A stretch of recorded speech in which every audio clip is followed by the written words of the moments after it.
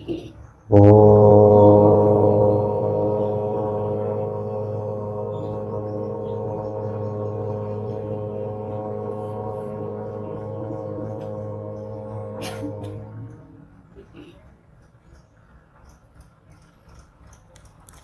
समादरणीय धार्मिक सज्जन वृंद, चारों वेद साक्षात रूप से अथवा परंपरा से ईश्वर के प्रवचन करता है, प्रवचन करने वाले। और इन चार वेदों में ऋग्वेद और सामवेद हैं, इनके विषय में बताया है कि ये इन दो वेदों का परमेश्वर के साथ समवाय संबंध है। समवाय संबंध किसको कहते हैं? जो नित्य संबंध होता है उसको समवाय संबंध कहते हैं। जैसे व्यक्ति और जाति, गुण और गुणी, इनमें समवाय संबंध, अनिवार्य संबंध, नित्य संबंध रहता है।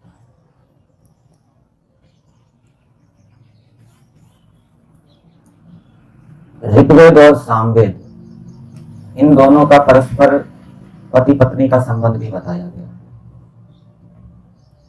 ऋग के बिना साम नहीं, क्योंकि जो साम गान होता है वो ऋचाओं के आधार पर ही गाया जाता है। एक एक ऋचा को अनेक प्रकार से गाया जाता है, तो एक ऋचा के अनेक साम गान हो जाएंगे। तो बिना ऋग के साम नहीं, साम मतलब साम गान नहीं, और साम गान के बिना ऋग की शोभा नहीं। और ये दोनों ऋग और साम, इनका क्या है? परमेश्वर के साथ समवाय संबंध है। ऋग्वेद क्या करता है? स्तुति करता है, पदार्थों की, गुणों की स्तुति करता है। ईश्वर के गुणों का वर्णन हमें प्रधानता से ऋग्वेद के अंदर मिलेगा। और सामवेद भी उन गुणों का, ईश्वर का बखान गान के माध्यम से करता है। ये जो हमारे चारों वेद हैं, और उन चार वेदों के ऊपर जो महर्षिकृत व्याख्यान हैं, ब्राह्मण ग्रंथ हैं, फिर उसके बाद दर्शन आदि ग्रंथ हैं, इतिहास है, ये हमारी क्या है? प्राचीन धरोहर, हेरिटेज कहते हैं। हेरिटेज का क्या होता है? प्राचीन धरोहर। विश्व के अंदर सैकड़ों देश हैं। किसी देश की धरोहर, कोई कहता है कि, ऐसा बताते हैं कि ये मूर्ति हमारी धरोहर है, ये चट्टान हमारी हेरिटेज है, ये खंडर हमारे हेरिटेज है। लेकिन हमारा जो भारत देश है, इसका हेरिटेज क्या है? हमारी वैदिक संस्कृति, चार वेद, ऋषिकृत ग्रंथ, ये जो सनातन परंपरा है, सनातन ज्ञान है, वेद की परंपरा है, ये हमारी क्या है? हेरिटेज है, ये हमारी धरोहर है। और इस धरोहर की रक्षा करना, तो ये हमारी जो धरोहर है सबसे अधिक महान है, सबसे अधिक महत्वपूर्ण है दूसरी धरोहरों के अतिरिक्त।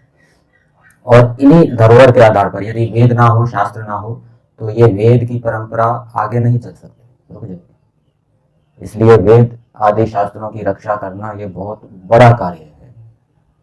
कोई व्यक्ति किसी सामान्य व्यक्ति की रक्षा करता है, दूसरा व्यक्ति किसी विद्वान योगी की रक्षा करता है, सेवा करता है, तो कौन बड़ा कार्य कर रहा है? जो किसी योगी विद्वान की सेवा रक्षा कर रहा है। इसी प्रकार से कोई धन की रक्षा कर रहा है, कोई भवन की रक्षा कर रहा है, और कोई वेद आदि शास्त्रों की रक्षा कर रहा है। तो जो वेद आदि शास्त्रों की रक्षा कर रहा है वो सबसे महान कार्य कर रहा है, बड़ा कार्य कर रहा है, और उसको उसका बड़ा पुण्य भी मिलेगा। इसलिए वेद आदि शास्त्रों को पढ़ना, उनको याद रखना, ये वेदों की क्या है? शास्त्रों की एक रक्षा है। स्मृति एक बहुत ही महत्वपूर्ण गुण है। आपको देश के अंदर ऐसे बालक मिलेंगे 2 से 13 साल के बीच में जो 21 से 25 शास्त्रों को याद करते हैं।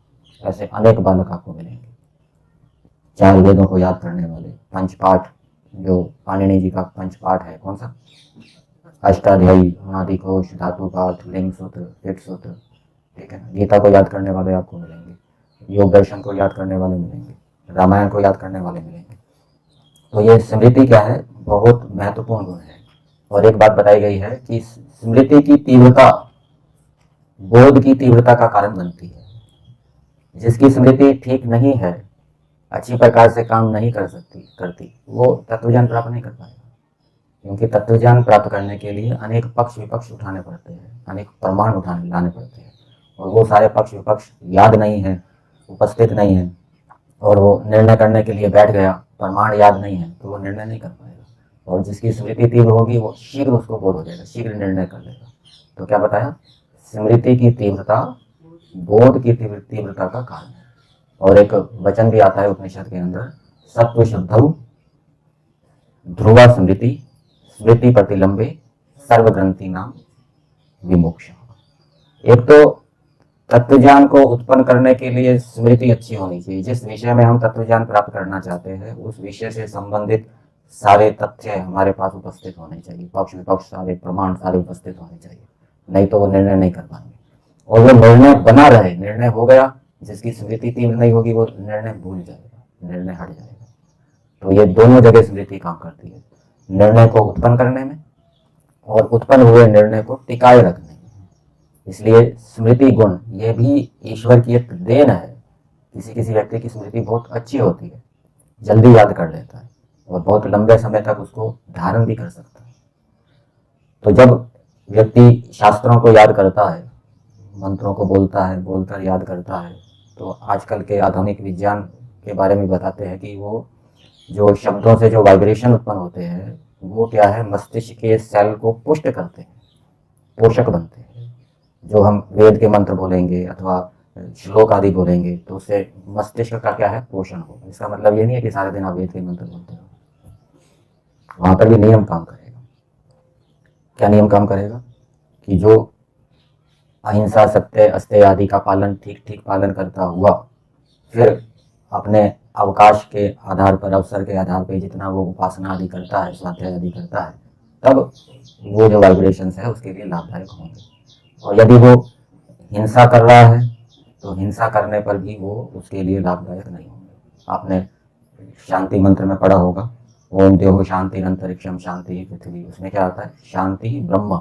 वेद भी हमारे लिए क्या है, शांति करने वाला हो। तो वेद शांति करने वाला कब होगा। और एक जगह ये भी दिया है मंत्र के अंदर, सुमित्रिया ना आपाओषधया संतु दुर्मित्रिया तस्मै संतु।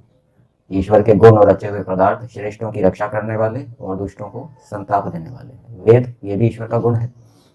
वेद का उच्चारण, वेद को याद करना, वो रक्षा कब करेगा, जब हम धार्मिक होंगे तब वो रक्षा करेगा। यदि हम अधार्मिक हैं, हिंसा कर रहे हैं लेकिन मंत्रों का उच्चारण कर रहे हैं तो उसके जो वाइब्रेशन है वो हमें लाभदायक नहीं होंगे। ये नियम वहां पर याद रखना चाहिए। तो वेद परंपरा की रक्षा करना, शास्त्रों की रक्षा करना, ऋषियों के ग्रंथों की रक्षा करना, ये एक बड़ा क्या है, महान कार्य है। इससे हमें महान पुण्य की प्राप्ति होगी और जितना अधिक हमारा पुण्य होगा उतना हम जल्दी बोध को प्राप्त करेंगे। इसलिए इनको हमें अच्छी प्रकार से पढ़ना चाहिए और याद रखने का प्रयास करना चाहिए। यजुर्वेद का 34वां अध्याय चल रहा है।